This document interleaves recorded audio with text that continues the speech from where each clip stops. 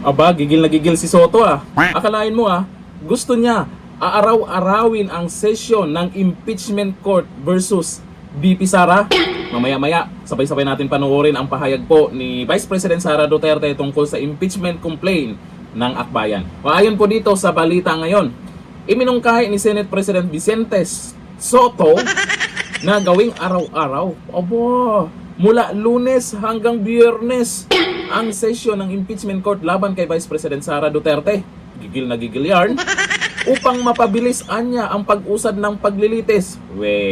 Sa isang online briefing, sinabi ni Soto na irerekomenda niyang magsimula ang pagdinig mula alas 3 ng hapon, Monday to Friday, para hindi na humaba pa ang proseso. Excited? Andun pa nga sa kamera? Sigurado ka ba? Napapasa sa kamera? Ito naman si Soto, talagang nakaplano na. Ayon kay Soto, mahalagang tuloy-tuloy ang sesyon upang maiwasan anya ang pagkaantala at masigurong agad na matalakay ang ebidensya ng magkabilang panig. Para daw masiguro, sigurado ka ba napapasa sa kamera, Soto? Sa balitang yan, yung mga nagre-react, tawang-tawa na naman. Ito naman kasing si Soto, napagkahalataan lang na mukhang may excited dyan pag na-impeach si BP Sara. Sino ang papalit sa kanya? Soto ha. Ito, panoorin po natin ang pahayag po ng ating Vice President Sara Duterte tungkol sa impeachment complaint po ng Akbayan. Ito yung video. Assalamualaikum warahmatullahi wabarakatuh. Madayaw, umayong adlaw kaninyong tanan. Magandang araw sa inyo lahat.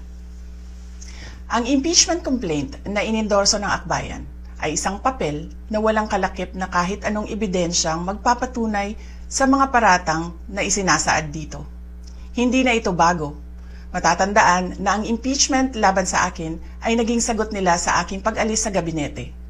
Isang hakbang na isinagawa dahil hindi na maipaliwanag ng Pangulo ang patuloy na pagkalugmok ng bayan sa kahirapan dulot ng kanyang kapabayaan at bisyo. Noong 19th Congress, binuksan pa nila ang isang Investigation in Aid of Legislation, hindi upang lumikha ng batas, kundi upang magsagawa ng isang malinaw na fishing expedition para sa planadong impeachment laban sa akin.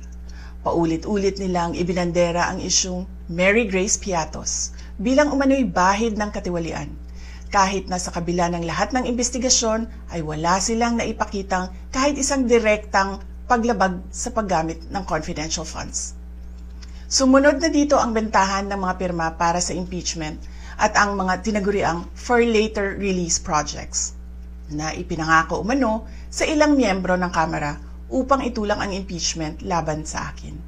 Mga pangyayaring mismong inamin na ng ilang mambabatas sa kanilang mga naging pahayag. Mga kababayan, walang kredibilidad ang Akbayan upang mag-endorso o magsumite ng impeachment complaint. Ilang ulit ng hayagang ipinahayag ng kanilang pinuno ang kanyang intensyong tumakbo sa pagkapangulo. Isang malinaw na indikasyon ng pampulitikang motibo sa likod ng kanilang mga hakbang. Huwag nating kalimutan ang makasaysayang talumpati noong Agosto 2024 ni Risa Ontiveros, kung saan malinaw niyang inilahad ang tunay na motibo ng Akbayan bilang isang grupo. At habang ang anak niya ay may kapangyarihan pa, hindi magiging madali ang ating laban. While VP Sara is in power, the threat of a full-blown Duterte comeback is still a very real and present danger.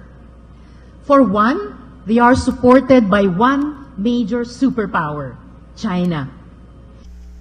Kaya malinaw na lahat ng ito ay isang uri ng harassment at pang-aabuso sa proseso ng impeachment ng grupong Akbayan. Hindi malinaw kung ano ang ipinaglalaban nila para sa kaayusan ng bayan, pero napakalinaw ng kanilang pamumulitika at pagpapahirap sa usaping diplomasya ng ating bansa. Sa huli, ang tunay na laban ay hindi lamang laban ng iisang tao o iisang grupo. Ito ay laban para sa katotohanan at sa dangal ng ating bansa. Naway magsilbi itong paalala sa ating lahat na ang kapangyarihan ng impeachment ay hindi dapat ginagawang sandata ng politika, kundi isang banal na proseso para sa hustisya at pananagutan. Sapagkat kapag nanaig ang abuso, ang tunay na talunan ay ang sambayanang Pilipino. Syukran.